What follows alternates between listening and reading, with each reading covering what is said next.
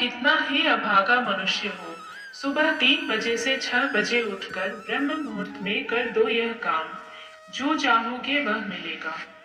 एक समय की बात है, माता पार्वती ने भगवान शिव से पूछा, स्वामी, मैंने देखा है कि चाहे कितना ही अभागा मनुष्य हो, अगर वह सुबह के समय ब्रह्म मुहूर्त में उठता है तो वह बहुत सुखी रहता है।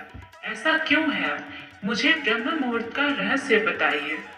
तब भगवान शिव ने कहा, हे देवी, मैं आपको इस प्रश्न का उत्तर एक कथा के माध्यम से बताऊंगा। कृपया आप इस कथा को ध्यान पूर्वक सुनना, और जो भी मनुष्य इस कथा को पूरा सुनेगा वह कभी भी इस अवसर को अपने हाथ से जाने नहीं देगा। ब्रह्म मुहूर्त का रहस्य जानकर पूरा जीवन बदल जाएगा। भगवान शिव कथा को सुनाना प्रारंभ करते हैं और माता पार्वती से कहते हैं, बहुत समय पहले की बात है, काशी में दीनू नाम का एक लड़का रहता था। वह लड़का बहुत ही अच्छा था, लेकिन एक गलत आदत थी, वह देर तक सोता रहता था। सुबह उसे जगाने के लिए घर वाले कई प्रयास करते थे, परंतु वह रोजाना सुबह देर तक उठता था। वह लड़का कभी भी 9 बजे से पहले नहीं उठता था। जब वह बालक था तब परिवार वालों ने सोचा कि जब यह बड़ा हो जाएगा तो इसकी आदत में सुधार हो जाएगी, परंतु वह लड़का जैसे जैसे बड़ा होता गया उसकी यह आदत और भी ज्यादा गहरी होती चली गई। दुनिया इधर से उधर हो सकती थी, लेकिन वह लड़का कभी भी जल्दी नहीं उठ पाता था। उसके पिता उसकी इस आदत से बहुत ज्यादा परेशान रहने लगा था। उस लड़के को ढेरों नकारात्मक शक्तियों ने घेर लिया था। वह सभी को पलट कर जवाब देता था और दिन भर उदास रहता था। इसका असर उसके स्वास्थ्य पर भी पड़ रहा था। जब उस लड़के को यह पता लगा कि उसके सारे मित्र सफलता को प्राप्त कर चुके हैं, तब वह और भी ज्यादा चिंतित हो गया और ईश्वर को कोसने लगा। वह बार बार यही कहता था कि मेरी किस्मत ही खराब है, परंतु उसके पिता अच्छी तरह से जानते थे कि उस लड़के के असफल होने के पीछे क्या कारण है। भगवान शिव ने कहा, हे देवी, फिर एक दिन की बात है, उसके पिता को किसी सन्यासी के बारे में पता चला। उसने तुरंत अपने बेटे की समस्या को लेकर उस सन्यासी के पास जाने का निर्णय लिया। सन्यासी को बेटे की आदतों के बारे में बताया और सन्यासी ने कहा कि कल आप अपने बेटे को इस आश्रम में आने को कहिए। फिर उस लड़के का पिता अपने घर की ओर चला गया। उसे पता था कि अगर वह सीधे तरीके से अपने बेटे को सन्यासी से मिलने के लिए कहेगा तो वह कभी तैयार नहीं होगा। उसने अपने बेटे को अपने पास बुलाया और कहा, तुम्हारे सारे मित्र जीवन में सफलता प्राप्त कर चुके हैं, क्या तुम सफल नहीं होना चाहते हो? लड़के ने उत्तर दिया कि जरूर पिताजी, परंतु जब भी मैं अपने मित्रों से उनकी सफलता का रहस्य पूछता हूँ तो वह मुझे कुछ नहीं बताते हैं। भगवान शिव ने कहा, हे देवी, फिर उसके पिता ने कहा कि मुझे यह रहस्य पता चल गया है कि वह सभी क्यों सफल होते जा रहे हैं। तब उस लड़के ने बड़ी उत्सुकता से पूछा, क्या पता चल गया है पिताजी? कृपया करके आप मुझे बताइए। उसके पिता ने कहा कि कल सुबह तुम्हें एक सन्यासी के आश्रम में जाकर उनसे मिलना है। यदि तुम वहां पर समय से पहुंच गए तो वह सन्यासी तुम्हें ऐसा मंत्र बताएंगे जिससे तुम सफल हो जाओगे। परंतु एक समस्या है। लड़के ने कहा कि पिताजी, मैं कल पूरी रात जागता रहूंगा और सुबह सन्यासी से मिल कर आऊंगा। उसके पिता ने कहा कि ठीक है, तुम वहां जाकर उस सन्यासी की आज्ञा को मानना। पिता की बात सुनकर वह लड़का बहुत अधिक खुश हुआ। जीवन में पहली बार रात्रि में वह जागता रहा, परंतु थोड़े ही समय में उसे नींद आ गई और वह सो गया। फिर अगली सुबह जब वह उठा तो उसे पता चला कि सन्यासी से मिलने का समय समाप्त हो चुका था। उसके पिता ने लड़के की तरफ देखा और कहा कि तुम जीवन में कभी सफल नहीं हो पाओगे, जाओ और जाकर सो जाओ। पिता की यह बात सुनकर उस लड़के को बहुत दुख हुआ। उसने मन ही मन स्वयं को चुनौती दी कि कल सुबह वह सन्यासी से मिलने अवश्य जाएगा। उसने अपने पैर में एक छोटा सा घाव बना लिया, जिससे दर्द के कारण उसे रात भर नींद नहीं आई। भगवान शिव ने कहा, हे देवी, यह ऐसा पहला अवसर था जब उसने अपने जीवन में पहली बार सूर्योदय देखा था। वह तुरंत ही तैयार होकर सन्यासी से मिलने के लिए चला गया। आज उसका अनुभव कुछ अलग ही था। वह बेहद शांत महसूस कर रहा था। चलते चलते वह लड़का जैसे ही सन्यासी के आश्रम में पहुंचा तो वहां पर उसने देखा कि सन्यासी और उसके सभी शिष्य ध्यान लगाकर बैठे हुए थे। भगवान शिव ने कहा, हे देवी, फिर जब ध्यान का समय समाप्त हुआ तब लड़का उस सन्यासी के पास पहुंचा और उन्हें प्रणाम करते हुए बोला कि आपके पास कोई ऐसा मंत्र है जिससे मैं सफल हो सकता हूँ? कृपया करके मुझे वह मंत्र बताइए। मैं भी अपने मित्रों के समान सफल होना चाहता हूँ और अच्छा जीवन जीना चाहता हूँ। भगवान शिव ने कहा, हे देवी। फिर सन्यासी मुस्कुराए और बोले, अच्छा, तो तुम वही बालक हो। तुम्हारे पिताजी मुझसे मिलने आए थे और उन्होंने तुम्हारे विषय में मुझे सब कुछ बता दिया था। मैं तुम्हें वह मंत्र अवश्य बता देता, परंतु अब लड़के ने जैसे ही परंतु शब्द सुना तो लड़का घबरा गया। उसने पूछा, परंतु क्या गुरुदेव? तब सन्यासी बोला, मैं तुम्हें वह मंत्र बताऊंगा, परंतु अगले 21 दिनों तक तुम्हें मेरी आज्ञा माननी होगी। मैं तुम्हें वह मंत्र 21 दिनों के बाद बताऊंगा। तब तक मैं तुमसे जो भी कार्य कहूंगा तुम्हें वह करना होगा। यदि तुम असफल हुए या कार्य के बीच में तुम्हारा संकल्प टूट गया तो उस मंत्र का असर नहीं होगा। दृढ़ निश्चय के साथ उस लड़के ने कहा कि मुझे आपकी सारी आज्ञा स्वीकार है। मैं अगले 21 दिनों के लिए आपका दास हूँ। आप जो भी कहेंगे मैं वही कार्य करूँगा। मुझे केवल और केवल उस मंत्र के बारे में जानना है। भगवान शिव ने कहा, हे देवी। फिर सन्यासी ने उस लड़के से कहा कि ठीक है, कल से तुम्हारा कार्य शुरू होगा। तुम इसी आश्रम में निवास करोगे। वह लड़का आश्रम में निवास करने के लिए तैयार हो गया। सन्यासी ने कहा कि यहाँ रहते हुए तुम्हें ब्रह्म मुहूर्त में उठना होगा और दूसरे शिष्यों की तरह ध्यान और तप करना होगा। साथ ही आश्रम के कार्यों में भी सहायता करनी होगी। ध्यान रहे, यह संकल्प टूटना नहीं चाहिए। भगवान शिव ने कहा, हे देवी। अब लड़का सन्यासी की बात से सहमत हो गया और अगले दिन से उसके कार्य के दिन की शुरुआत थी। इस बार उसने दृढ़ निश्चय किया, परंतु 1 सप्ताह बीतने के पश्चात ही उसका संकल्प टूट गया और वह 8वें दिन देर तक सोता रहा। जब वह नींद से जागा तो उसने कहा कि मुझसे कितनी बड़ी भूल हो गई है।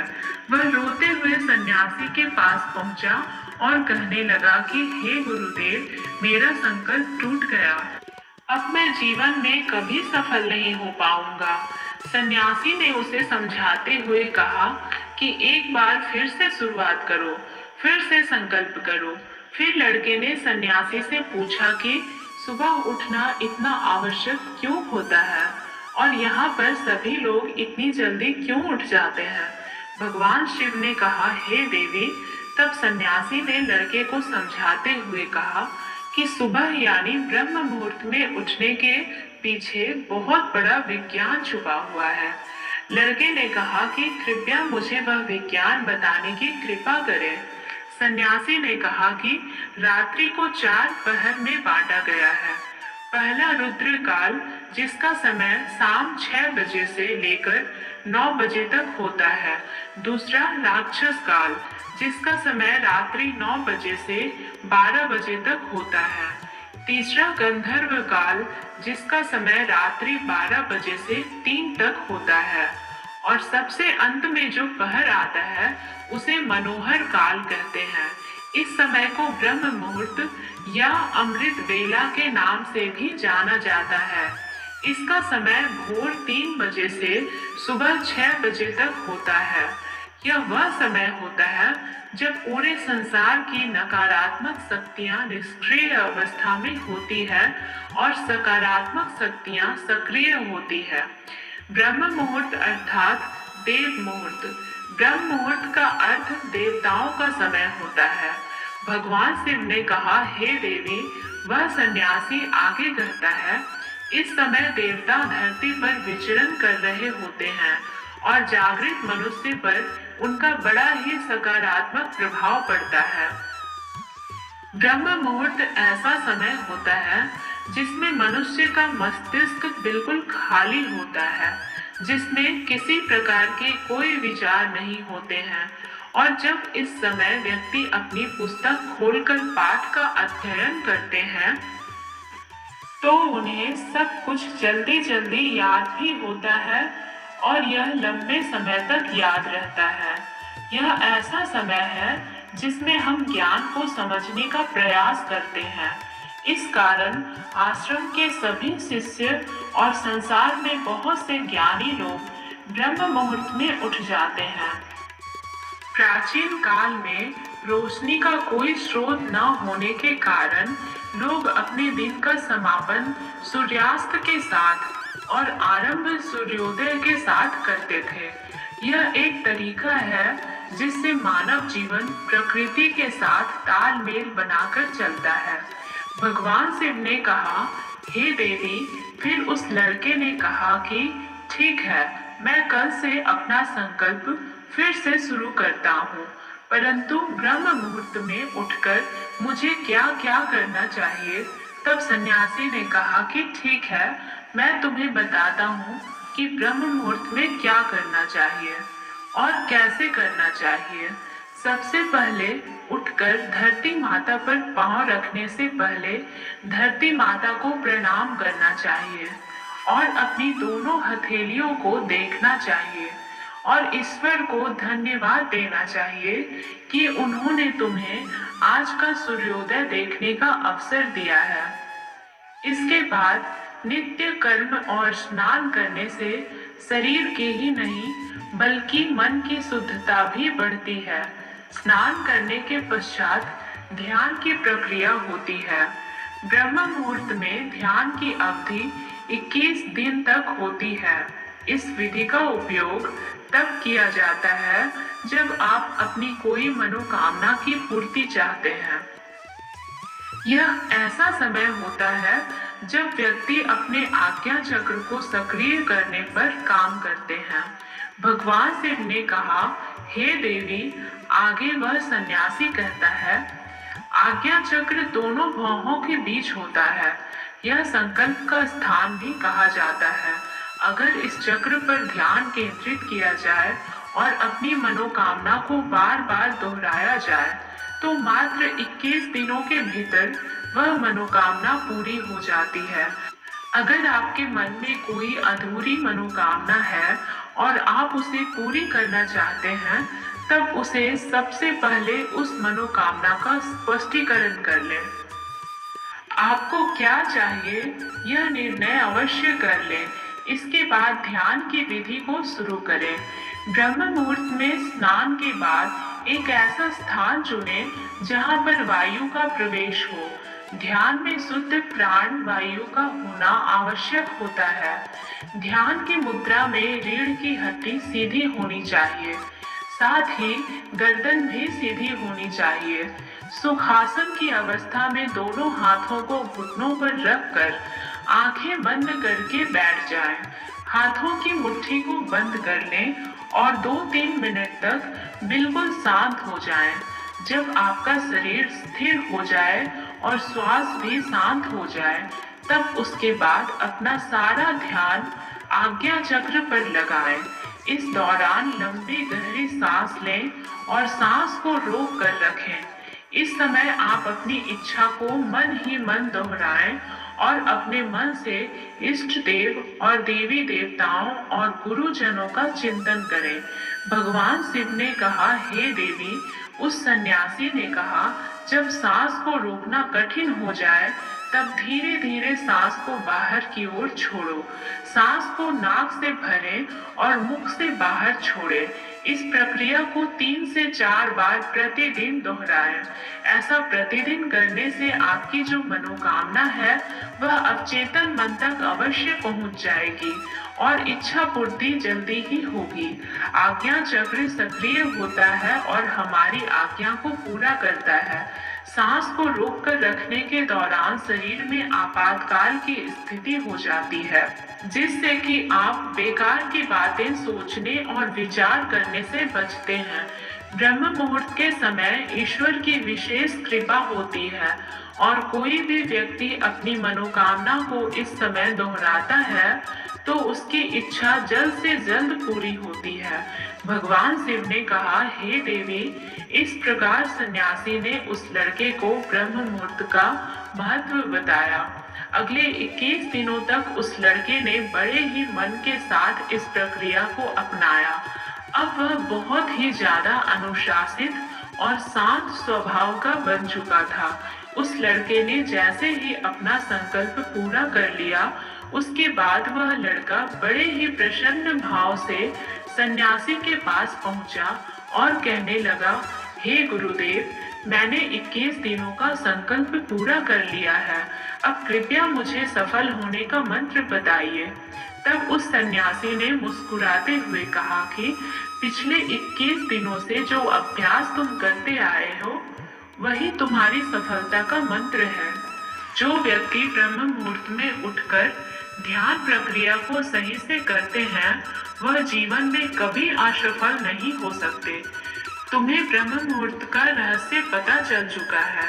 अब तुम इसे जीवन पर्यंत करो। तुम्हें जीवन के लक्ष्य और सफलता दोनों प्राप्त होंगे। उस लड़के ने सन्यासी को धन्यवाद दिया और ब्रह्म मुहूर्त के नियमों का पालन जीवन पर्यंत तक करने का वादा भी किया। भगवान शिव ने कहा, हे देवी, अब तो आपको पता चल गया होगा कि ब्रह्म मुहूर्त में क्या होता है। तब माता पार्वती ने कहा, हे स्वामी, अब मुझे ब्रह्म मुहूर्त का संपूर्ण ज्ञान हो गया है। इतना कहकर माता पार्वती ने भगवान शिव को प्रणाम किया। वीडियो अगर पसंद आया हो तो वीडियो को लाइक और हमारे चैनल को सब्सक्राइब करें और अपने दोस्तों के साथ शेयर करें। धन्यवाद।